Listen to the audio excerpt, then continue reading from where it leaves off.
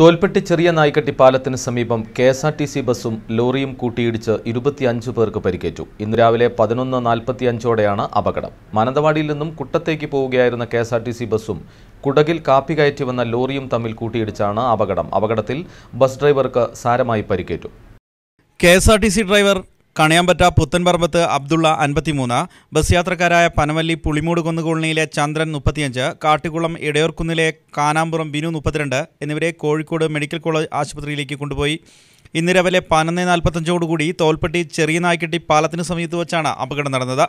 മാനന്തവാടിയിൽ നിന്നും കുട്ടത്തേക്ക് പോവുകയായിരുന്ന കെഎസ്ആർടിസി ബസ്സും കുടകിൽ നിന്ന് കാപ്പി കയറ്റി വന്ന ലോറിയും തമ്മിൽ കൂട്ടിയിടിച്ചാണ് അപകടം നടന്നത്. അപകടത്തിൽ 18 പുരുഷന്മാർക്കും 5 സ്ത്രീകൾക്കും 2 കുട്ടികൾക്കുമാണ് പരിക്കേറ്റത്. സംഭവം നമ്മളവിടെ എത്തിയില്ലെങ്കിൽ ആരും സഹായിക്കാനൊന്നും ആരും ഉണ്ടായിട്ടില്ല. ബസ് അങ്ങനെ നമ്മൾ കയറി ഓഫായത് ഡ്രൈവറിനെ പേര് രക്ഷപ്പെടുത്തി എല്ലാവരും പുകങ്ങനെ ശരിക്കും ബസ്സിൽ നിന്ന് പോകാൻ തള്ളുമ്പോൾ ആളുകൾ ആരും ബസ്സിനുള്ളിൽ കയറുന്നില്ല, എല്ലാവരും പേടിച്ചിട്ട് അങ്ങനെ കാവും നമ്മളെല്ലാം കൂടി കയറി ഉള്ളിൽ കയറിയിട്ട് ബസ് ആദ്യം ഡ്രൈവറെ വിളിക്കാൻ സ്റ്റാരിങ് വലിച്ചു നോക്കി, 5-6 ആൾ കൂടി സ്റ്റാരിങ് വലിച്ചു വരുന്നില്ല. ബസ് നമ്മൾ കാര്യമായിട്ട് വലിച്ചു നോക്കി, അതും കിട്ടുന്നില്ല. ലാസ്റ്റ് ഒരാൾ ആളെ തൂക്കുകയും മറ്റാൾ സ്റ്റാരിങ് പിടിച്ച് 2-3 ആൾ കൂടി ടൈറ്റ് പിടിച്ചിട്ട് നല്ല ഊരി എടുക്കരുത്. ഡ്രൈവറെ കാല് എല്ല് പൊട്ടുന്ന സംശയമുണ്ട്, കാരണം നല്ല തൂങ്ങുന്നുണ്ടായിരുന്നു. ബാക്കിയുള്ള ആളുകളൊക്കെ റോഡ് കിടക്കരുത് നമ്മൾ പോകുന്ന സമയത്ത്. ഭയങ്കര ഭീകരമായ കാഴ്ച തന്നെയായിരുന്നു. അത് കാണാൻ ആരുകൾക്കും ഒന്നങ്ങോട്ട് നോക്കാൻ പറ്റുന്ന സമയം പറ്റുന്നില്ല. വണ്ടി ഓപ്പോസിറ്റ് വന്ന ലോറി വന്ന് അടിക്കായിരുന്നു, നേരെ വന്ന് അടിക്കായിരുന്നു.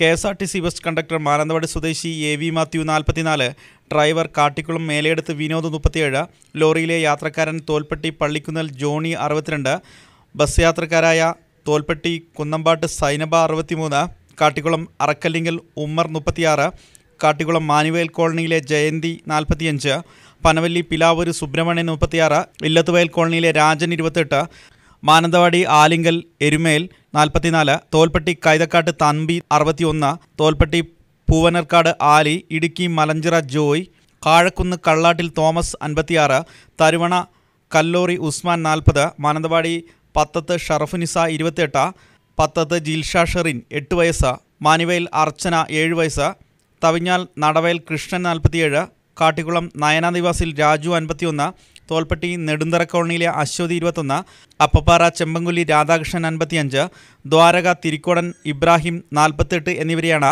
മാനന്തവാടി ജില്ലാ ആശുപത്രിയിൽ പ്രവേശിപ്പിച്ചിട്ടുള്ളത്. ബസ്സിൻ്റെയും ലോറിയുടെയും മുൻഭാഗം പൂർണ്ണമായും തകർന്നു. അപകടം നടന്നതിൻ്റെ സമീപ പ്രദേശത്തുള്ള നാട്ടുകാരും കച്ചവടക്കാരും ചേർന്നാണ് പരിക്കേറ്റവരെ ജില്ലാ ആശുപത്രിയിൽ എത്തിച്ചത്. Suresh Thalappuzha, Wayanad vision, Mananthavady. Medical college ഭൂമിയിലെ കാപ്പി മോഷണം വകുപ്പുകൾ അറിഞ്ഞുകൊണ്ടുള്ള മോഷണമാണെന്ന് കേരള കോൺഗ്രസ് ജേക്കബ് സംസ്ഥാന ചെയർമാൻ അനൂപ് ജേക്കബ്. സമാന രീതിയിലാണ് 2ാം തവണയും മോഷണം നടന്നത്. ഇത് അധികൃതരുടെ അലംഭാവം തെളിയിക്കുന്നതാണ്. ഭൂമി കൈവശാവകാശക്കാർ അറിഞ്ഞുകൊണ്ടാണ് മോഷണം. സംഭവത്തിൽ കുറ്റക്കാർക്കെതിരെ നടപടിയെടുക്കണമെന്നും ഇത് ജില്ലാ ഭരണകൂടത്തിനും സർക്കാരിനും നാണക്കേടാണെന്നും അദ്ദേഹം പറഞ്ഞു. ബത്തേരിയിൽ വയനാട് വിഷനോട് സംസാരിക്കുകയായിരുന്നു അനൂപ് ജേക്കബ്. എൻ്റെ ശ്രദ്ധയിൽ വന്നിരുന്ന വിഷയം കഴിഞ്ഞ പ്രാവശ്യം ഇത് വലിയ വാർത്തയായിരുന്നു. കാപ്പി മോഷണം പോകുന്നത് 50 ഏക്കറോളം സ്ഥലത്താണ് കാപ്പി മോഷണം പോയിരിക്കുന്നത്. കഴിഞ്ഞ വർഷം മോഷണം പോയി, ഇപ്രാവശ്യം അതേ രീതിയിൽ സംഭവിച്ചിരിക്കുകയാണ്. അപ്പോൾ ഒരിക്കലും അനുഭവം ഉണ്ടായിട്ട് ഇത് പഠിച്ചിട്ടില്ല എന്നുള്ളത് വേണം മനസ്സിലാക്കാൻ. ഇപ്പോൾ മെഡിക്കൽ കോളേജും ഇല്ല, മെഡിക്കൽ കോളേജിനകത്തിരിക്കുന്ന കാപ്പി ഇല്ലാത്ത അവസ്ഥയിലേക്കാണ് പോയിരിക്കുന്നത്. ഇവിടെ ഈ ഗവൺമെൻറ്റിൻ്റെ ഭാഗത്ത് ഒരു അലംഭാവം മെഡിക്കൽ കോളേജിൻ്റെ കാര്യത്തിൽ ഉണ്ടായിട്ടുണ്ട്. അത് പറയാതിരിക്കാൻ നിർവാഹമില്ല. സ്വകാര്യ മെഡിക്കൽ കോളേജിന് വേണ്ടി വയനാട് മെഡിക്കൽ കോളേജ് അട്ടിമറിക്കാൻ ഗൂഢശ്രമം നടക്കുന്നുവെന്ന് കിസാൻ ജനത സംസ്ഥാന vice president NO Devasi. College നിർമ്മാണം അട്ടിമറിക്കാനുള്ള ശ്രമം ഒരു കാരണവശാലും അനുവദിക്കില്ലെന്നും വയനാട് വിഷനോട് അദ്ദേഹം പറഞ്ഞു. സ്വകാര്യ മെഡിക്കൽ കോളേജിന് വേണ്ടി നിയമങ്ങളും ചട്ടങ്ങളും മറികടക്കുന്ന ഉദ്യോഗസ്ഥർ വയനാടിൻ്റെ സ്വപ്ന പദ്ധതിയായ മെഡിക്കൽ കോളേജിൻ്റെ കാര്യം വരുമ്പോൾ കാണിക്കുന്ന അനാസ്ഥ കഴിഞ്ഞ 7 വർഷങ്ങളായി തുടരുകയാണ്. ഇതിൻ്റെ പിന്നിൽ ഗൂഢലക്ഷ്യങ്ങളുണ്ട്. വയനാട് മെഡിക്കൽ കോളേജിൻ്റെ നിർമ്മാണം അട്ടിമറിക്കാനുള്ള ശ്രമങ്ങൾ നടക്കുന്നുവെന്നും NO ദേവസി പറഞ്ഞു. 2012 സംസ്ഥാന ഗവൺമെൻറ് പ്രഖ്യാപിച്ച വയനാട് മെഡിക്കൽ കോളേജ് ജനങ്ങളുടെ നിരന്തരമായ സമരങ്ങളുടെയും മുറകളുടെയും അടിസ്ഥാനത്തിലാണ് സർക്കാർ ഏറ്റെടുത്തത്. എന്നാൽ ഇപ്പോൾ പുതിയ നമ്മുടെ വിവരം, ആ മെഡിക്കൽ കോളേജ് ഈ സ്ഥലത്ത് തുടങ്ങാൻ സാധിക്കില്ല എന്നുള്ള രീതിയിലുള്ള ചർച്ചയാണ് മാധ്യമങ്ങളിലൂടെ വന്നുകൊണ്ടിരിക്കുന്നത്. ഈ കഴിഞ്ഞ പ്രളയകാലത്ത് വയനാട്ടിലെ ഒരുപാട് സ്ഥലങ്ങൾ മുങ്ങുകയും മണ്ണിടിച്ചിലൊക്കെ ഉണ്ടായപ്പോൾ വയനാടിൻ്റെ ഹൃദയഭാഗമായ ഈ കൽപ്പറ്റയുടെ ഈ മെഡിക്കൽ കോളേജ്, നിർദ്ദിഷ്ട മെഡിക്കൽ കോളേജിൻ്റെ ഈ പരിസരത്ത് ഒരു തരി മണ്ണ് ഇളകുക പോലും ചെയ്യാത്ത ഒരു സ്ഥലം ഈ നിർദ്ദിഷ്ട മെഡിക്കൽ കോളേജിന് വേണ്ടി സർക്കാർ ഏറ്റെടുത്ത 50 ഏക്കർ ഭൂമിയാണ്. അവിടെ മെഡിക്കൽ കോളേജ് നിർമ്മിക്കുന്നതിന് സാധ്യത കുറവാണ് എന്നാണ് ഇപ്പോൾ നമ്മൾ മനസ്സിലാക്കുന്നത്. ഈ മണ്ണ് സംരക്ഷണ വകുപ്പും മറ്റും അതൊക്കെ സർവേ നടത്തിയിട്ടില്ല എന്നാണ് ഞാൻ അറിഞ്ഞത്. പക്ഷേ പൊതുവായി ഇങ്ങനൊരു വിവരമാണ് വയനാട്ടുകാർക്ക് കിട്ടിക്കൊണ്ടിരിക്കുന്നത്. ഇതിൻ്റെ പുറകിലുള്ള താല്പര്യങ്ങളെക്കുറിച്ച് ഞങ്ങൾ നേരത്തെ തന്നെ സംശയം പ്രകടിപ്പിച്ചവരാണ്.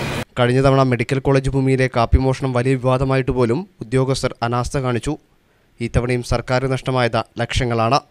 വയനാട് മെഡിക്കൽ കോളേജ് നിർമ്മാണം ഉടൻ ആരംഭിക്കണമെന്നാവശ്യപ്പെട്ട ശക്തമായ സമരപരിപാടികൾക്ക് കിസാൻ ജനത ഉടൻ രൂപം നൽകുമെന്നും NO പറഞ്ഞു.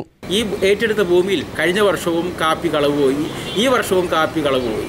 അത് എത്ര ചെറുതുമാകട്ടെ, സർക്കാരിൽ ഏറ്റെടുത്ത ഒരു വസ്തുവിലെ ഇത്തരം വിളകൾ സംരക്ഷിക്കേണ്ടതും അത് ലേലം ചെയ്യുക എന്നുള്ളതൊക്കെ സർക്കാരിൻ്റെ നിയമപരമായ സർക്കാർ ഉദ്യോഗസ്ഥന്മാരുടെ ഉത്തരവാദിത്തമാണ്. പക്ഷേ ആ ഉത്തരവാദിത്തത്തിൽ നിന്ന് വിവിധ വകുപ്പുകൾ ഒഴിഞ്ഞു മാറി വലിയൊരു റാക്കറ്റ് ഇതിൻ്റെ മുമ്പിൽ പ്രവർത്തിക്കുന്നുണ്ട്. 50 ഏക്കർ സ്ഥലമെന്ന് വെച്ചാൽ വയനാട് സംബന്ധിച്ചോളം അത് അത്ര ചെറുതല്ല. അവിടെ ഉണ്ടാകുന്ന കാർഷിക വിളകൾക്ക് നല്ല വിലയുണ്ട്. അത് മനസ്സിലാക്കിക്കൊണ്ട് തന്നെ ആ ലേലത്തിലെടുക്കാനും ആരെങ്കിലും ഏൽപ്പിച്ചു കൊടുത്തലാക്കി എടുക്കാനും ചെയ്യാനൊക്കെ ആളുകളുണ്ട്. പക്ഷേ അതൊക്കെ മറികടന്നുകൊണ്ട് ഈ തർക്കങ്ങളാണ് എല്ലാ വർഷവും നടന്നുകൊണ്ടിരിക്കുന്നത്. News bureau, Kalpetta. മികച്ച പ്രവർത്തനത്തിനുള്ള അംഗീകാര നിറവിൽ Munderi urban primary health centre. സർക്കാർ ആരോഗ്യ സ്ഥാപനങ്ങളിലെ ശുചിത്വം, ശുചിത്വ പരിപാലനം, അണുബാധ നിയന്ത്രണം എന്നിവ വിലയിരുത്തി പ്രോത്സാഹിപ്പിക്കുന്നതിനായി സർക്കാർ ആവിഷ്കരിച്ച കായകൽപ്പ അവാർഡ് രണ്ടാം തവണയും മുണ്ടേരി അർബൻ പ്രൈമറി ഹെൽത്ത് സെന്ററിനെ തേടി എത്തുകയായിരുന്നു.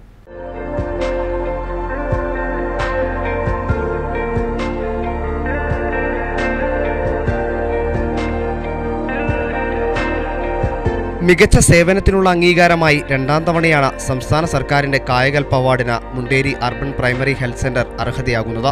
ജില്ലാതലത്തിലും സംസ്ഥാന തലത്തിലുമുള്ള പരിശോധനയിലൂടെയാണ് അവാർഡ് നിർണയ കമ്മിറ്റി മികച്ച ആശുപത്രികളെ തിരഞ്ഞെടുത്തത്. ആശുപത്രിയുടെ വൃത്തി, പരിസര ശുചീകരണം, ഭൗതിക സാഹചര്യങ്ങൾ, അണുബാധ നിയന്ത്രണം, മാലിന്യ സംസ്കരണം, ആരോഗ്യ ബോധവൽക്കരണം തുടങ്ങിയ വിവിധ ഘടകങ്ങളുടെ അടിസ്ഥാനത്തിലാണ് പുരസ്കാരം നൽകുന്നത്. 2015 മുണ്ടേരിയിൽ അർബൻ പ്രൈമറി ഹെൽത്ത് സെന്റർ പ്രവർത്തനം ആരംഭിക്കുന്നത്. നഗരസഭയുടെയും മുണ്ടേരിയിലെ നാട്ടുകാരുടെയും അകമൊഴിഞ്ഞ പിന്തുണയാണ് പ്രൈമറി ഹെൽത്ത് സെന്ററിന്റെ വിജയമെന്ന് ഡോക്ടർ ഋത്വിക് പറയുന്നു. നമുക്കിത് രണ്ടാമത്തെ പ്രാവശ്യമാണ് ഈ കായകൽപ്പ അവാർഡ് കിട്ടുന്നത്. സംസ്ഥാന ഗവൺമെന്റ് ഹോസ്പിറ്റലിന്റെ ക്വാളിറ്റി, അതുപോലെ ക്ലെൻലിനെസ്, അതുപോലെ ഇൻഫെക്ഷൻ കൺട്രോൾ, ഇത്തരം കാര്യങ്ങളൊക്കെ നോക്കിയിട്ടാണ് ഈ അവാർഡ് നൽകുന്നത്. അപ്പോൾ ഇത് കൊടുക്കാൻ തുടങ്ങിയിട്ട് 2 വർഷമായിട്ടുള്ളൂ. അപ്പോൾ തീർച്ചയായിട്ടും 2 വർഷവും നമുക്ക് അർബൻ ഹെൽത്ത് സെന്റർ വിഭാഗത്തിൽ ആണ് ഈ അവാർഡ് ലഭിച്ചിട്ടുള്ളത്. അപ്പോൾ ഇതിനായിട്ട് ഇവിടുത്തെ സ്റ്റാഫുകൾ, ഇവിടെ ഒരു എല്ലാ സ്റ്റാഫുകളും, ഫാർമസിസ്റ്റ്, നഴ്സുമാർ, അതുപോലെ cleaning staff, lab technician, coordinator, അതുപോലെ ആരോഗ്യ കേരളത്തിലെ സ്റ്റാഫുകളും, DPM, അപ്പോൾ എല്ലാവരുടെയും ഒത്തൊരുമിച്ചിട്ടുള്ള പ്രവർത്തനം കൊണ്ടാണ് നമുക്ക് ഇങ്ങനെയുള്ള 2 മെഡിക്കൽ ഓഫീസർമാർ, 3 staff nurse, 1 pharmacist, 1 lab technician, 3 junior public health nurse, 1 support nurse എന്നിവർ ഈ ആരോഗ്യ കേന്ദ്രത്തിലുണ്ട്. OP, ലാബ്, ഇമ്മ്യൂണൈസേഷൻ, ECG തുടങ്ങിയ സേവനങ്ങൾ ഇവിടെ ലഭ്യമാണ്. ദിവസം 200-ലധികം പേരാണ് ഇവിടെ ചികിത്സയ്ക്കായി എത്തുന്നത്. സംസ്ഥാനത്തെ മുഴുവൻ പ്രൈമറി ഹെൽത്ത് സെന്ററുകളുമായി പരിമിതമായ സൗകര്യങ്ങളോടെ മികച്ച സേവനം ലഭ്യമാക്കിയാണ് Munderi urban primary health centre അവാർഡിന് അർഹതയായത്. അനുപൂർഗീസ്, Wayanad vision, Kalpetta. Dwaraka sacred heart higher secondary സ്കൂളിലെ +1 വിദ്യാർത്ഥിയായിരുന്ന തരുവണ പാലിയാണ ചെമ്പോക്കണ്ടി വൈഷ്ണവിന്റെ ആത്മഹത്യ. ഇപ്പോൾ നടക്കുന്ന അന്വേഷണം കാര്യക്ഷമമല്ലെന്ന് മാതാപിതാക്കൾ. ആരോപണ വിധേയനായ അധ്യാപകനെ സംരക്ഷിക്കുന്ന നിലപാടാണ് ഉദ്യോഗസ്ഥരുടെ ഭാഗത്തുനിന്നും ഉണ്ടാകുന്നത്. നിലവിലുള്ള അന്വേഷണ ഉദ്യോഗസ്ഥരെ മാറ്റി തങ്ങൾക്ക് നീതി ഉറപ്പാക്കണമെന്ന് ഇവർ ആവശ്യപ്പെട്ടു. Dwaraka sacred heart higher secondary സ്കൂളിലെ വൈഷ്ണവിന്റെ ആത്മഹത്യ വീണ്ടും വിവാദത്തിലേക്ക്. 1 മാസം മുമ്പാണ് കിടപ്പുമുറിയിൽ വൈഷ്ണവ് തീ കൊളുത്തി ആത്മഹത്യ ചെയ്തത്. ആത്മഹത്യക്കുറിപ്പനുസരിച്ച് സ്കൂളിലെ കെമിസ്ട്രി അധ്യാപകനായ നോബിളിൻ്റെ ശാരീരികവും മാനസികവുമായ പീഡനം മൂലമാണ് തൻ്റെ മകൻ മരിച്ചതെന്ന് രേഖപ്പെടുത്തിയിട്ടുണ്ട്. തങ്ങളെ മനഃപൂർവ്വം എല്ലാവരും ഒറ്റപ്പെടുത്തുകയാണെന്നാണ് മാതാപിതാക്കളുടെ ആക്ഷേപം. 1 മാസം മുമ്പാണ് കിടപ്പുമുറിയിൽ വൈഷ്ണവ് തീ കൊളുത്തി ആത്മഹത്യ ചെയ്തത്. ആത്മഹത്യക്കുറിപ്പനുസരിച്ച് സ്കൂളിലെ കെമിസ്ട്രി അധ്യാപകനായ നോബിളിൻ്റെ ശാരീരികവും മാനസികവുമായ പീഡനം മൂലമാണ് മകൻ മരണപ്പെട്ടത്. എന്നാൽ ആത്മഹത്യക്കുറിപ്പോ മറ്റ് രേഖകളോ FIR-ൽ ഉൾപ്പെടുത്താതെ ജാമ്യം കിട്ടുന്ന വകുപ്പ് പ്രകാരം പോലീസ് കേസ് ലഘൂകരിക്കുകയും അധ്യാപകൻ ഇപ്പോൾ ജാമ്യത്തിലിറങ്ങുകയും ചെയ്തിട്ടുണ്ട്. FIR തയ്യാറാക്കിയ വെള്ളമണ്ട പോലീസ് സ്റ്റേഷനിലെ ഇൻസ്പെക്ടർ തന്നെയാണ് ഇപ്പോഴും കേസ് അന്വേഷിക്കുന്നത്. സ്കൂളിലും അധ്യാപകനും അനുകൂലമായി നിലകൊള്ളുന്ന വ്യക്തിയാണ് ഇദ്ദേഹമെന്നും ഈ അന്വേഷണത്തിൽ തങ്ങൾക്ക് നീതി ലഭിക്കുന്നില്ലെന്നും മാതാപിതാക്കൾ പറയുന്നു. ഞാൻ അറിയാൻ കഴിഞ്ഞത് സ്റ്റേഷനിലൊക്കെ വല്ലാത്ത ഒരു സമ്മർദ്ദം ഇവിടുന്നല്ലോ വന്നിട്ടുണ്ട് എന്നാണ് എനിക്ക് അറിയാൻ കഴിഞ്ഞത്. അതായത് ഇതുമായി ബന്ധപ്പെട്ട് സ്റ്റേഷനിൽ മാഷിക്ക് അനുകൂലമായ നോബൽ സാറിന് അനുകൂലമായി നിലനിൽക്കണമെന്നുള്ളൊരു പ്രസ്സിങ് ഏതെല്ലോ ഭാഗത്തു നിന്ന് വന്നിട്ടുണ്ട്. ഒരു സ്റ്റേഷനിൽ ബന്ധപ്പെടാനോ ഇതുമായിട്ട് കേസുമായിട്ട് മൂവ് ചെയ്യുന്ന കാര്യത്തിൽ കേസ് വേണ്ട രീതിയിൽ ചലിപ്പിക്കുന്നതിന് വേണ്ടിയോ ഒരു എൻ്റെ ഭാഗത്തുള്ള ഒരു രാഷ്ട്രീയക്കാരൻ ഇടപെട്ടിട്ടില്ല. ഗവൺമെൻറ് പാർട്ടിക്കാരും ഇടപെട്ടില്ല എന്നാണ് ദയനീയമായ അവസ്ഥ. കഴിഞ്ഞ ഒരു മാസമായി കടുത്ത മാനസിക സമ്മർദ്ദത്തിലാണ് തങ്ങൾ. സ്കൂളിൻ്റെ ഭാഗത്തുനിന്ന് വീണ്ടും തങ്ങളെ മാനസികമായി പീഡിപ്പിക്കുന്ന സമീപനമാണ് ഉണ്ടാവുന്നത്. വൈഷ്ണവിൻ്റെ വേർപാടിൽ പങ്കുചേരാനോ ഒരു റീത്ത് സമർപ്പിക്കാനോ തയ്യാറാകാത്ത സ്കൂൾ മാനേജ്മെൻറ്റും സ്കൂൾ അധികൃതരും അധ്യാപകനു വേണ്ടി വിദ്യാർത്ഥികളെ കരുവാക്കുകയാണ്. ഇനിയൊരു കുട്ടിക്കും ഇങ്ങനെ അനുഭവം ഉണ്ടാകരുതെന്നും കുട്ടിക്ക് നേരെ അധ്യാപകൻ എന്തുതരം പീഡനമാണ് നടത്തിയെന്നറിയാൻ തങ്ങൾക്ക് അവകാശമുണ്ടെന്നും ഇവർ പറഞ്ഞു.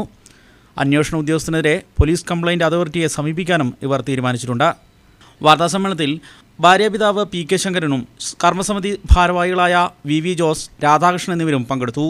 വയനാട് വിഷൻ, കൽപ്പറ്റ. വയനാട് വന്യജീവി സങ്കേതത്തിൽ 32 ഇനം കഴുകന്മാരെ കണ്ടെത്തി. കഴിഞ്ഞ 4 ദിവസങ്ങളിൽ വന്യജീവി സങ്കേതത്തിൽ നടന്ന സർവേയിലാണ് കഴുകന്മാരുടെ കണക്കെടുപ്പ് പൂർത്തിയായത്. ഇന്ത്യൻ കഴുകനടക്കം 220 കഴുകന്മാരെയാണ് സർവേയിൽ കണ്ടെത്തിയത്. വയനാട് വന്യജീവി സങ്കേതത്തിൽ കഴിഞ്ഞ ദിവസങ്ങളിൽ നടത്തിയ റാപ്റ്റർ സർവേയിലാണ് ഇന്ത്യൻ കഴുകന്മാർ അടക്കം 32 ഇനം കഴുകന്മാരെ കണ്ടെത്തിയത്. 5 വർഷത്തിന് ശേഷമാണ് മുത്തങ്ങ കാക്കാപ്പാത്ത് ഇന്ത്യൻ കഴുകനെ കണ്ടെത്തിയത്. ഇതടക്കം സർവേയിൽ 220 കഴുകന്മാരെയാണ് കാണാൻ കഴിഞ്ഞത്. ദക്ഷിണേന്ത്യയിൽ തന്നെ ഏറ്റവും കൂടുതൽ കഴുകന്മാരെ കണ്ടുവരുന്നത് വയനാട് വന്യജീവി സങ്കേതത്തിലാണ്. വന്യജീവി സങ്കേതത്തിന് പുറമെ സൗത്ത് നോർത്ത് വയനാട് ഡിവിഷനുകളിലും സർവേ നടത്തിയിരുന്നു. സർവേയിൽ സംസ്ഥാനത്തിൻ്റെ വിവിധ ഭാഗങ്ങളിൽ നിന്നുള്ള പക്ഷി നിരീക്ഷകരും വിദ്യാർത്ഥികളുമടക്കം 64 പേർ പങ്കെടുത്തു.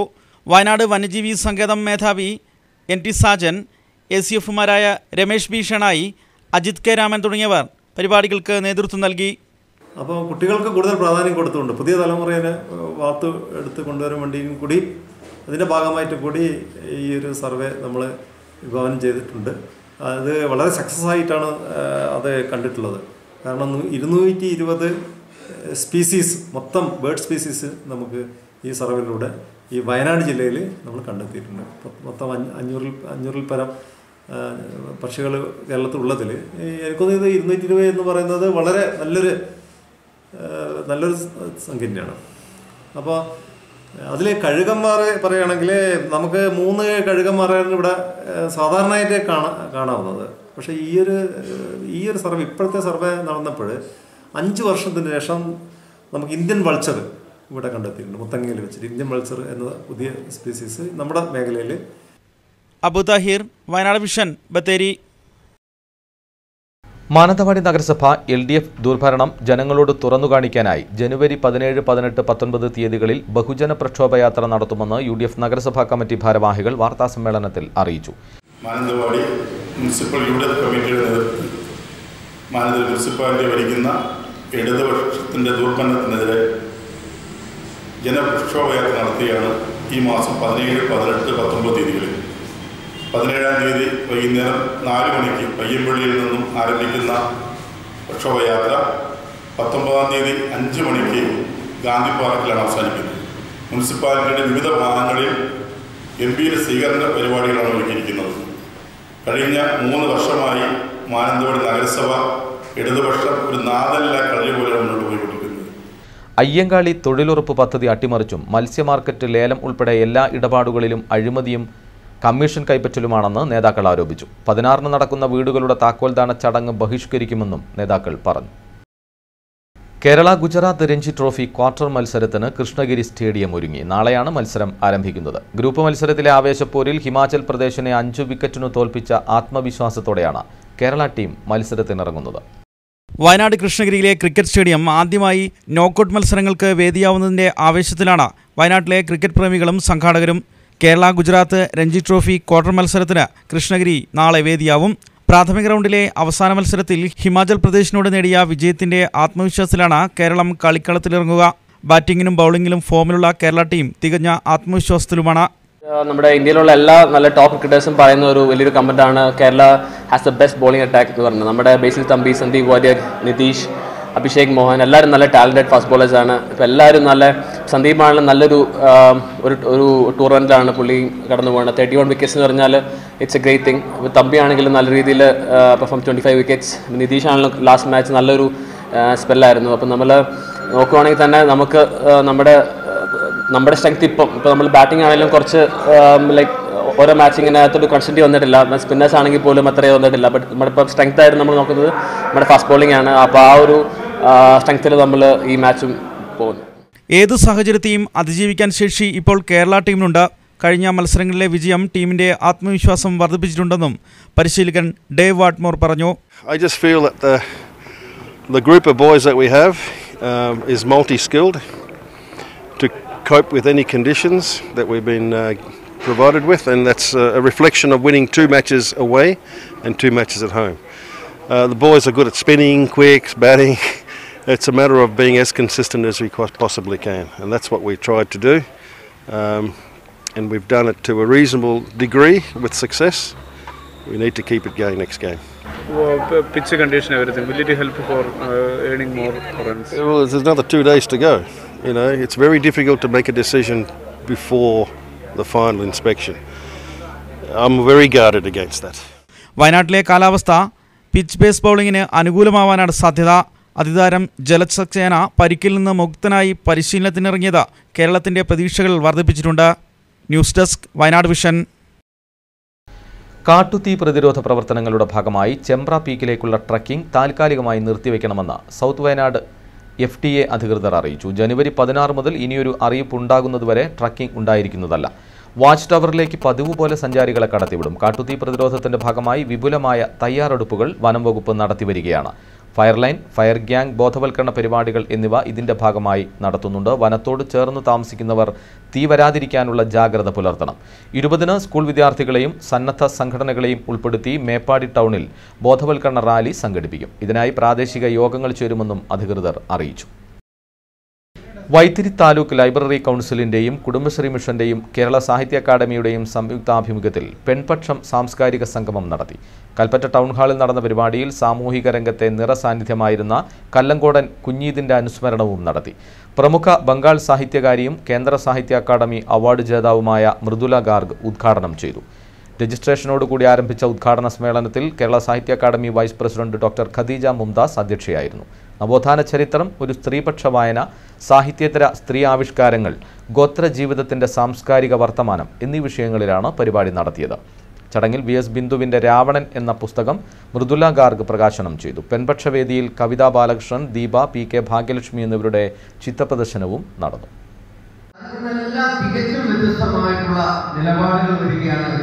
പ്രതിരോധത്തിന്റെ പുതിയ മുഖങ്ങൾ തുറക്കുകയാണ്. അതാണ് നമ്മൾ വനിതാ മതിലൂടെ കണ്ടത്. കേരള നവോത്ഥാനത്തിന്റെ ചരിത്രത്തിൽ തങ്കലിപികളായി പുതിയ കാലഘട്ടത്തിൽ എഴുതി ചേർക്കപ്പെടുന്ന ഒരു സംഭവമായി, ഒരു മുന്നേറ്റമായി ജനുവരി 1-ന്റെ വനിതാ മതിലിൽ രേഖപ്പെടുത്താൻ കഴിഞ്ഞിട്ടുണ്ട്. അത് മതിലായിട്ടില്ല, യഥാർത്ഥത്തിൽ അത് കോട്ടയായിരുന്നു എന്നുള്ളതാണ്. അത്രമാത്രം കേരളത്തിലെ ഏതാനും 3 സ്ത്രീകൾ ആ മതിലിന്റെ ഭാഗമായി എന്ന് പറയുന്നത് നവോത്ഥാനത്തിന്റെ പുതിയ ചരിത്രം രേഖപ്പെടുത്തി. വടക്കനാട് പള്ളിവയലിൽ കാട്ടാനയുടെ വിളയാട്ടം, പ്രദേശത്ത് വ്യാപക കൃഷിനാശം. ഇന്നലെ രാത്രി പ്രദേശത്തെ കൃഷിയിടത്തിലിറങ്ങിയ ആന തെങ്ങ്, വാഴയടക്കമുള്ള കാർഷിക വിളകൾ നശിപ്പിച്ചു. വടക്കനാട് പള്ളിവയൽ ഭാഗത്താണ് കാട്ടാനശല്യം രൂക്ഷമായി തുടരുന്നത്. കഴിഞ്ഞ ദിവസം ഇറങ്ങിയ കൊമ്പൻ കർഷകരായ കൊച്ചുപുരയ്ക്കൽ വർഗീസ്, കുരിക്കാട്ടിൽ കുര്യാക്കോസ്, കുറുമ്പലക്കാട് മെൽബിൻ, വെള്ളിക്കെട്ട് സുരേഷ് തുടങ്ങിയവരുടെ വിളകളാണ് നശിപ്പിച്ചത്. വടക്കനാട് കൊമ്പനാണ് കൃഷിയിടത്തിലിറങ്ങി വിളകൾ നശിപ്പിച്ചതെന്നും സന്ധ്യമയങ്ങിയാൽ കൃഷിയിടത്തിലിറങ്ങുന്ന കൊമ്പൻ പുലരുവോളം കൃഷിയിടത്തിൽ തങ്ങുകയാണെന്നുമാണ് കർഷകർ പറയുന്നത്. എത്രയും വേഗം പ്രശ്നത്തിന് പരിഹാരം കാണണമെന്നും ആവശ്യമുണ്ട്. വടക്കനാട് കൊമ്പൻ എന്ന് പറയുന്ന ആനയുടെ പരാക്രമത്തിൻ്റെ ഒരു ഭാഗമാണ് ഇപ്പോൾ ഈ കാണുന്ന ഈ കൃഷിനാശമൊക്കെ. ഏകദേശം 1 മാസത്തോളമായി വടക്കനാട് പ്രദേശത്ത് ഈ ആന വന്നിട്ട് ഓരോ പ്രാവശ്യവും കൃഷിക്കാരുടെ കൃഷിയിടങ്ങളിലേക്ക് ഇത് ഓരോ പ്രദേശത്തേക്കും വ്യാപിച്ചുകൊണ്ടിരിക്കുകയാണ്. ഉദ്യോഗസ്ഥന്മാർ ഇന്ന് പിടിക്കും നാളെ പിടിക്കും, ഈ ആനയെ പിടിക്കാം എന്നുള്ള ഒരു അവസ്ഥയിലേക്ക് വന്നിട്ടും ഇതുവരെയായിട്ടും ആനയെ പിടിച്ചിട്ടില്ല. ഓരോ പ്രാവശ്യവും ഇവർ പറയുന്നത് കുങ്കിയാനയ്ക്ക് മതപ്പാടാണെന്ന്. ഈ പാവപ്പെട്ട കർഷകരെ 100 കണക്കിന് ഈ തെങ്ങും കവുങ്ങും വാഴയും ഒക്കെ നശിപ്പിക്കുമ്പോൾ സ്വാഭാവികമായിട്ടും അവസാനം ഈ മതപ്പാടുള്ള ആന മതമിളകി പോകുന്നതിനേക്കാൾ കഷ്ടമായിരിക്കും ഇവിടുത്തെ സാധാരണക്കാരായ കൃഷിക്കാർ ഈ ഉദ്യോഗസ്ഥന്മാരെയും അതുപോലെ തന്നെ ഈ സർക്കാരിനെയും ഒക്കെ ഇടയ്ക്ക് പ്രതിരോധിക്കുമ്പോൾ അതിനെ തടുത്തു നിർത്താൻ ഇവിടുത്തെ ഉദ്യോഗസ്ഥന്മാർക്ക് കഴിയില്ല എന്നാണ് ഈ നാട്ടുകാരെന്നുള്ളതിൽ ഞങ്ങൾക്ക് പറയുവാനുള്ളത്. വയനാട് വിഷൻ, ബത്തേരി. ഉത്സവാന്തരീക്ഷത്തിൽ വാളാട് എടത്തന കുറിച്ച തറവാട്ടിൽ പുത്തരി ഉത്സവം കൊണ്ടാടി. കൂട്ടുകൃഷി സമ്പ്രദായത്തിൽ തങ്ങൾക്ക് കിട്ടിയ നെല്ല് കൃഷി സംരക്ഷിച്ച ദൈവങ്ങൾക്ക് നേർച്ച ചെയ്യലാണ് പ്രധാനമായും തറവാട്ടിൽ നടക്കുന്നത്. പുത്തരി ഉത്സവത്തിന്റെ ഭാഗമായി മുന്നേ തന്നെ തറവാടിനോട് ബന്ധമുള്ളവരെയും അടുത്ത മറ്റു തറവാട്ടുകാരെയും കൂടാതെ നാട്ടുകാരെയും ക്ഷണിക്കും. നേർച്ചയ്ക്ക് ശേഷം ഉണക്കിവെച്ച മത്സ്യവും മാംസവും അടക്കം വിഭവസമൃദ്ധമായ ഭക്ഷണം. വിശാലമായി കിടക്കുന്ന തറവാട്ടുമുറ്റത്ത് പിരിച്ച വിരിയിൽ പടിഞ്ഞിരുന്ന് ഭക്ഷണം കഴിക്കൽ, ഇതാണ് ഇവിടുത്തെ രീതി. മറ്റു വിഭാഗങ്ങളിൽ നിന്ന് വരുന്നവർക്ക് മുറ്റത്ത് തന്നെ സജ്ജീകരിച്ച ഭക്ഷണശാലയിൽ ബെഞ്ചിലിരുന്ന് ഭക്ഷണം കഴിക്കാം. പുത്തരി ഉത്സവം ജാതി മത ഭേദമന്യേ ഈ നാട്ടിലെ മുഴുവൻ ആൾക്കാരും അതിൽ പങ്കെടുക്കുന്നതാണ്. ഈ ദിവസത്തിൽ ഇതിൽ പങ്കാളികളാൽ ഞങ്ങൾക്ക് ഒരു ഭാഗ്യമുണ്ടായിരുന്നു. വാളാട് പ്രദേശത്തെ എടത്തന തറവാടിനെ സംബന്ധിക്കുന്നിടത്തോളം ഇത് വയനാട് ജില്ലയിൽ ആദ്യമായിട്ടാണ് ഇത്തരത്തിലൊരു പുത്തരി ഉത്സവം നടക്കുന്നതാണ് ഞാൻ മനസ്സിലാക്കുന്നത്. ഈ പുത്തരി ഉത്സവത്തിൽ പങ്കെടുക്കുന്നതിന് വേണ്ടി ഈ വാളാട് പ്രദേശത്തിൻ്റെ പരിസര പ്രദേശത്തുള്ള മുഴുവൻ ജാതി മത വ്യത്യാസമില്ലാതെ എല്ലാ വിഭാഗത്തിൽപ്പെട്ട ആളുകൾ ഈ തറവാട്ടിൽ വരികയും ഇവരുടെ ആചാര അനുഷ്ഠാനങ്ങളിൽ പങ്കെടുക്കുകയും ഇവിടുത്തെ എല്ലാവിധ പരിപാടികൾക്കും എല്ലാവിധ ആശംസകൾക്കും തറവാട്ടിലെ ഞാറുനൊടിയിൽ കൊയ്ത്ത്, പുത്തരി ഉത്സവം എന്നിവയൊക്കെ ജനകീയമാക്കിയത് ഇപ്പോഴത്തെ തറവാട്ടുമൂപ്പൻ ചന്തുവാണ്.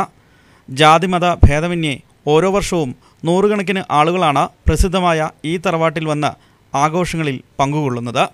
വാളാട് നിന്നും വയനാട് വിഷനു വേണ്ടി ദേവദാസ്. സന്തോഷങ്ങളും ഓർമ്മകളും പങ്കുവെച്ച് വഞ്ഞോട് AUP സ്കൂൾ പൂർവ്വ വിദ്യാർത്ഥി സംഗമം. സ്കൂളിൽ നടന്ന വിദ്യാർത്ഥി സംഗമം ഗ്രാമത്തിന്റെ ഉത്സവമായി മാറി.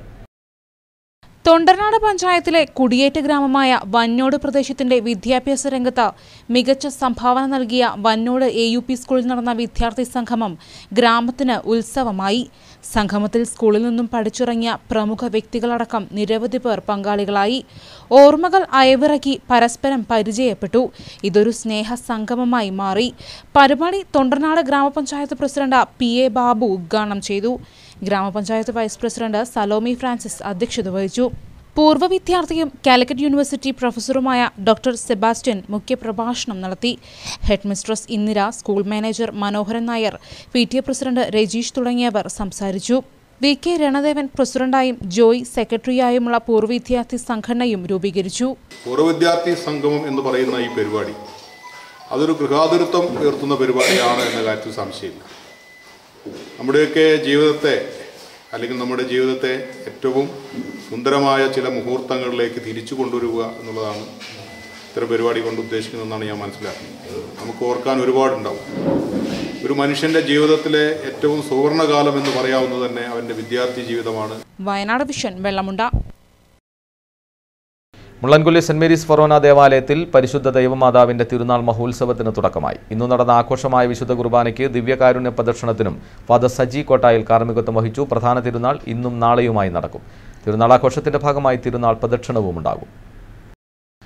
AVT pass arts and sports ക്ലബിന്റെ നേതൃത്വത്തിൽ ഈ മാസം 19, 20 തീയതികളിൽ അഖില കേരള ഫ്ലൈലൈറ്റ് 5 ഫുട്ബോൾ ടൂർണമെന്റ് മേപ്പാടി നെല്ലിമുണ്ടയിൽ നടത്തുമെന്ന് സംഘാടകർ വാർത്താസമ്മേളനത്തിൽ അറിയിച്ചു. വിജയികൾക്ക് 25,555 രൂപയും എവറോളിംഗ് ട്രോഫിയും നൽകും. റണ്ണിംഗ് ഫിക്സറിന്റെ അടിസ്ഥാനത്തിലായിരിക്കും മത്സരമെന്നും കേരളത്തിലെ പ്രമുഖ ടീമുകൾ പങ്കെടുക്കുമെന്നും സംഘാടകർ പറഞ്ഞു. പ്രദേശത്തെ കായിക താരങ്ങളെ പ്രോത്സാഹിപ്പിക്കുന്നതിനും നിർധനരായ രോഗികളെ സഹായിക്കുന്നതിനുമായാണ് ടൂർണമെന്റ് സംഘടിപ്പിക്കുന്നത്.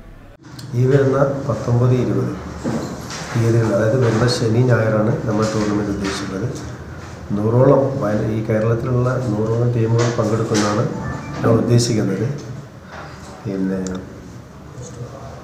ഫസ്റ്റ് പ്രൈസ് നമുക്ക് സ്പോൺസർ ചെയ്തിട്ടുള്ളത് AB തോമസ് കമ്പനിയാണ്. 25,555 രൂപയും ട്രോഫിയാണ്.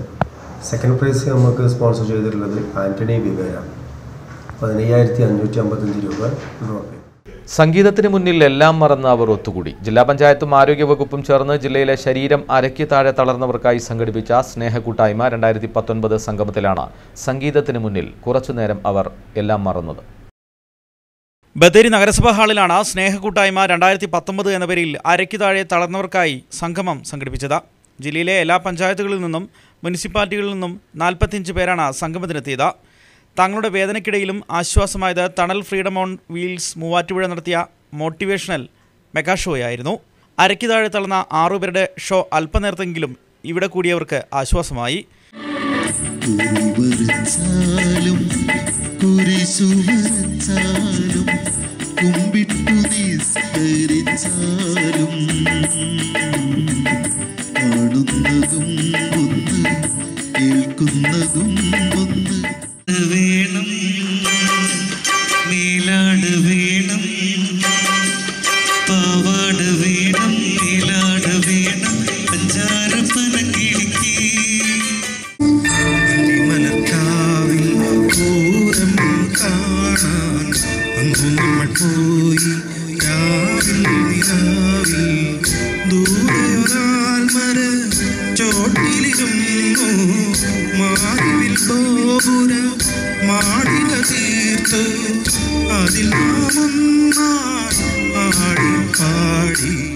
ജില്ലാ പഞ്ചായത്തും ആരോഗ്യവകുപ്പും ചേർന്നാണ് സ്നേഹകൂട്ടായ്മ സംഘടിപ്പിച്ചത്.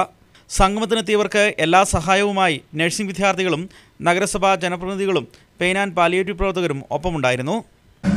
ജില്ലാ പഞ്ചായത്തിൻ്റെയും ജില്ലാ ആരോഗ്യവകുപ്പിൻ്റെയും നേതൃത്വത്തിൽ നടപ്പിലാക്കി വരുന്ന ഒരു സ്നേഹകൂട്ടായ്മ പദ്ധതിയുടെ ഭാഗമായിട്ട് ഇന്ന് സുൽത്താൻ ബത്തേരിയിൽ വയനാട് ജില്ലയിൽ അരയ്ക്ക് താഴെ തളർന്ന് കിടപ്പിലായ പാരാപ്ലീജിയ രോഗികളുടെ ഒരു കൂട്ടായ്മയാണ് ഇന്നിവിടെ നടക്കുന്നത്. വയനാട് വിഷൻ, ബത്തേരി. തരുവണ കാഞ്ഞിരങ്ങാട് റോഡ് പണി മുടങ്ങിപ്പോയ ടാറിംഗ് പ്രവൃത്തികൾ നാളെ തുടങ്ങും. മന്ത്രിതലത്തിലുള്ള ശക്തമായ ഇടപെടൽ ഈ റോഡിന്റെ കാര്യത്തിൽ ഉണ്ടായതോടെ പെട്ടെന്ന് തന്നെ പണി പൂർത്തിയാക്കുമെന്നാണ് സൂചന. വർഷങ്ങളായി റോഡ് പണിയുടെ ദുരന്തമനുഭവിക്കുന്ന തൊണ്ടർനാട് വെള്ളമുണ്ട പഞ്ചായത്തുകളിലെ ആയിരക്കണക്കിന് ആളുകൾക്ക് ആശ്വാസമേകിക്കൊണ്ട് മുടങ്ങിപ്പോയ റോഡ് പണി നാളെ വീണ്ടും തുടങ്ങും. നിരവധി സമരങ്ങൾക്കും ഒടുവിൽ ആക്ഷൻ കമ്മിറ്റി രൂപീകരണത്തിലും ആക്ഷൻ കമ്മിറ്റിയുടെ ശക്തമായ ഇടപെടലും നടന്നു. മാധ്യമ ഇടപെടലുകളും ഇപ്പോൾ റോഡ് പണി വേഗത്തിൽ തുടങ്ങാൻ ഇടയാക്കിയിട്ടുണ്ട്.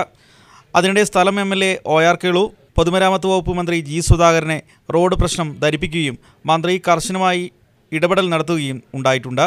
ചീഫ് എഞ്ചിനീയർ, സൂപ്രണ്ടിംഗ് എഞ്ചിനീയർ തുടങ്ങിയ ഉന്നത പൊതുമരാമത്ത് വകുപ്പ് ഉദ്യോഗസ്ഥർ ഈ റോഡ് പണി എത്രയും പെട്ടെന്ന് പൂർത്തീകരിക്കാനുള്ള കർശന നിർദ്ദേശം മന്ത്രി നൽകിയതായാണ് സൂചന. ഇതിൻ്റെ അടിസ്ഥാനത്തിലാണ് ആക്ഷൻ കമ്മിറ്റി ഭാരവാഹികൾക്ക് എഞ്ചിനീയർ റോഡ് പണി എത്രയും പെട്ടെന്ന് പൂർത്തീകരിക്കുമെന്ന് കഴിഞ്ഞ ദിവസം ഉറപ്പ് നൽകിയത്. എന്നാൽ മുടങ്ങിപ്പോയ റോഡ് ടാറിംഗ് നാളെ തുടങ്ങിയില്ലെങ്കിൽ അതിശക്തമായ സമരപരിപാടികൾക്ക് ഒരുങ്ങുമെന്ന് ആക്ഷൻ കമ്മിറ്റി മുന്നറിയിപ്പ് നൽകി. ഇരു പഞ്ചായത്തുകളിലെയും മുഴുവൻ ജനങ്ങളെയും പങ്കെടുപ്പിച്ചുകൊണ്ടായിരിക്കും സമരങ്ങൾ. നാളെ റോഡ് പണി തുടങ്ങുമെന്ന പ്രതീക്ഷയിൽ തന്നെയാണ് ഇപ്പോഴും ആക്ഷൻ കമ്മിറ്റി അംഗങ്ങൾ. നാളെ മുതൽ കൂടുതൽ തൊഴിലാളികളും മെഷീനറികളും ഉപയോഗിച്ച് ടാറിംഗ് തുടങ്ങുമെന്നാണ് നമുക്ക് ഉറപ്പ് തന്നത്. അത് ചെയ്യാത്ത പക്ഷം ജനം വലിയ ചൂടിലാണുള്ളത്. അതുകൊണ്ട് വലിയ വിപത്ത് സംഭവിക്കും. ഇക്കാര്യത്തിൽ ഊർജിതമായി എല്ലാ ഉദ്യോഗസ്ഥന്മാരും വേണ്ടപ്പെട്ടവരും ശ്രദ്ധ ചെലുത്തണമെന്നാണ് നാട്ടുകാർക്ക് പറയാനുള്ളത്. വിജിത്ത്, വയനാട് വിഷൻ, വെള്ളമുണ്ട. എല്ലാവർക്കും ഭവനമെന്ന ലക്ഷ്യം മുൻനിർത്തി നടപ്പിലാക്കുന്ന കേന്ദ്രാവിഷ്കൃത പദ്ധതിയായ പ്രധാനമന്ത്രി ആവാസ് യോജന സംസ്ഥാന സർക്കാരിന്റെ ലൈഫ് മിഷനുമായി ചേർന്ന് മാനന്തവാടി നഗരസഭയിൽ നടപ്പാക്കുന്ന ഭവന പദ്ധതി പുരോഗതിയിലേക്ക്. 2017 നവംബറിൽ മാനന്തവാടിയിൽ തുടക്കം കുറിച്ച പദ്ധതിയിൽ 1325 കുടുംബങ്ങളാണ് ഗുണഭോക്താക്കളായി ഉണ്ടായിരുന്നത്. ഇതിൽ 822 പേർക്ക് ഒന്നാം ഗഡു തുക ലഭിക്കുകയും നിർമ്മാണ പ്രവർത്തനങ്ങൾ ആരംഭിക്കുകയും ചെയ്തു. നിർമ്മാണം പൂർത്തിയായ 101 വീടുകളുടെ താക്കോൽദാനം 16 നടക്കുമെന്ന് നഗരസഭാ ഭരണസമിതി ഭാരവാഹികൾ വാർത്താസമ്മേളനത്തിൽ അറിയിച്ചു. ഓഗസ്റ്റ് മാസത്തിലുണ്ടായ കാലവർഷക്കെടുതിയിൽ ഭൂമിയും വീടും നഷ്ടപ്പെട്ട 78 കുടുംബങ്ങൾക്ക് ഭൂമിയും വീടും നൽകുന്നതിനുള്ള പ്രവർത്തനങ്ങളും ത്വരിതഗതിയിൽ നടന്നുവരികയാണെന്നും ഭാരവാഹികൾ പറഞ്ഞു. ഭവനരഹിതരില്ലാത്ത മാനന്തവാടി നഗരസഭ എന്ന പദ്ധതി മാനന്തവാടി നഗരസഭയിൽ PMAY പദ്ധതിയുമായി ബന്ധപ്പെട്ടുകൊണ്ട് കൃത്യമായിട്ടുള്ള സർവേയിൽ 1613 ഗുണഭോക്താക്കളെയാണ് കണ്ടെത്തിയിട്ടുള്ളത്. ഈ 1613 ഗുണഭോക്താക്കളിൽ 120ഓളം ഭവനങ്ങൾ ഇപ്പോൾ പൂർത്തീകരിച്ചിട്ടുണ്ട്. അതിൻ്റെ താക്കോൽദാനം ഈ വരുന്ന 16-ാം തീയതി ബുധനാഴ്ച കാലത്ത് 10 മണിക്ക് നടത്തപ്പെടുകയാണ്. ബഹുമാനപ്പെട്ട MLA ശ്രീ OR കേളു അവர்களാണ് ഇതിൻ്റെ താക്കോൽദാനം നിർവഹിക്കുന്നത്. അതുപോലെ തന്നെ നമ്മുടെ ബഹുമാനായ സബ് കളക്ടർ ഉമേഷ് IS അവர்களுം ഈ യോഗത്തിൽ പങ്കെടുക്കുന്നുണ്ട്. കണിയാമ്പറ്റ ചിത്രമൂല വൃദ്ധസദനത്തിൽ അശരണരായ വയോജനങ്ങൾക്കായി മ്യൂസിക് തെറാപ്പിയും യോഗ തെറാപ്പിയും ആരംഭിച്ചു. ജില്ലാ സാമൂഹിക നീതി വകുപ്പിന്റെ നേതൃത്വത്തിലാണ് തെറാപ്പികൾ ആരംഭിച്ചിരിക്കുന്നത്. ചിത്രമൂല വൃദ്ധസദനത്തിൽ വെച്ച് നടന്ന പരിപാടി Panamaram block panchayat president TS. Dileep Kumar ഉദ്ഘാടനം ചെയ്തു. Vice president K. കുഞ്ഞായിഷ അധ്യക്ഷയായിരുന്നു. റഹിയാനത്ത് ബഷീർ, ഗിരിജ, ഷൈനി കൃഷ്ണൻ, പവിത്രൻ തുടങ്ങിയവർ സംസാരിച്ചു. ഇന്നത്തെ ദിവസത്തിൽ ഒരുപാട് പ്രത്യേകതകളുണ്ട്. നാം ഇന്നിവിടെ ഒത്തുകൂടുമ്പോൾ രണ്ട് കാര്യങ്ങളുടെ ചുമതലയാണ് എന്നെ ഏൽപ്പിച്ചിട്ടുള്ളത്. ഒന്ന് യോഗയുടെയും അതുപോലെ തന്നെ മ്യൂസിക് തെറാപ്പിയുടെയും ഉദ്ഘാടനം. അത് ഔപചാരികമായി ഇവിടെ ഉദ്ഘാടനം ചെയ്യപ്പെടുമ്പോൾ മനസ്സും ശരീരവും നമുക്ക് ഏറ്റവും നല്ല രീതിയിൽ പാകപ്പെടുത്തിയെടുക്കുക എന്ന ലക്ഷ്യത്തോടു കൂടിയാണ് ഇത് നടപ്പിലാക്കുന്നത്. രോഹിത് വെമുല രക്തസാക്ഷി ദിനത്തിൽ മാനന്തവാടി പാൽ സൊസൈറ്റി ഹാളിൽ നടത്താൻ തീരുമാനിച്ച ആദിവാസി ബ്രിട്ടീഷ് വിരുദ്ധ ഗറില്ല പോരാട്ട അനുസ്മരണം മാറ്റിവെച്ചതായി ഭാരവാഹികൾ കൽപ്പറ്റയിൽ വാർത്താസമ്മേളനത്തിൽ അറിയിച്ചു. പ്രബന്ധ അവതാരകരായ ഡോക്ടർ കെ.എൻ. കുറുപ്പ്, പ്രൊഫസർ കരുണാനന്ദൻ എന്നിവർ ആരോഗ്യ കാരണങ്ങളാൽ പങ്കെടുക്കാൻ കഴിയില്ലെന്ന് അറിയിച്ചതിനെ തുടർന്നാണ് പരിപാടി മാറ്റിവെച്ചത്. സാമ്പത്തിക സമാഹരണവും പ്രചരണവും ഭൂരിഭാഗവും പൂർത്തീകരിച്ച ശേഷം പരിപാടിക്ക് മാറ്റം വരുത്തേണ്ടി വന്നതിൽ ഭാരവാഹികളായ കെ.ആർ. സദാശിവൻ മാഷ്, സി.കെ. ഗോപാലൻ എന്നിവർ ഖേദം പ്രകടിപ്പിച്ചു. കേരള കോൺഗ്രസ് ജേക്കബ് ജില്ലാ പ്രതിനിധി സമ്മേളനം ബത്തേരിയിൽ നടന്നു. ബത്തേരി കോട്ടക്കുന്ന് ചെട്ടി സർവീസ് സൊസൈറ്റി ഹാളിൽ നടന്ന പരിപാടി പാർട്ടി സംസ്ഥാന ചെയർമാൻ അഡ്വക്കേറ്റ് അനൂപ് ജേക്കബ് ഉദ്ഘാടനം ചെയ്തു. ജില്ലയുടെ പുരോഗതിക്കും മുന്നേറ്റത്തിനും എന്നും മുമ്പന്തിയിൽ നിന്നിട്ടുള്ളത് UDF ആണെന്ന് അദ്ദേഹം പറഞ്ഞു. ജില്ലാ പ്രസിഡന്റ് കെ.എ. അബ്രഹാം അധ്യക്ഷനായിരുന്നു. MC സെബാസ്റ്റ്യൻ മുഖ്യപ്രഭാഷണം നടത്തി. P.J. Kurian, K.K. Rajan, K. Kunhikannan തുടങ്ങിയവർ സംസാരിച്ചു. ചടങ്ങിൽ മറ്റു പാർട്ടികളിൽ നിന്നും രാജിവെച്ച് കേരള കോൺഗ്രസ് ജേക്കബിൽ ചേർന്നവരെ ഹാരമണിയിച്ചു. പാർട്ടി പ്രസിഡന്റ് സ്വീകരിച്ചു.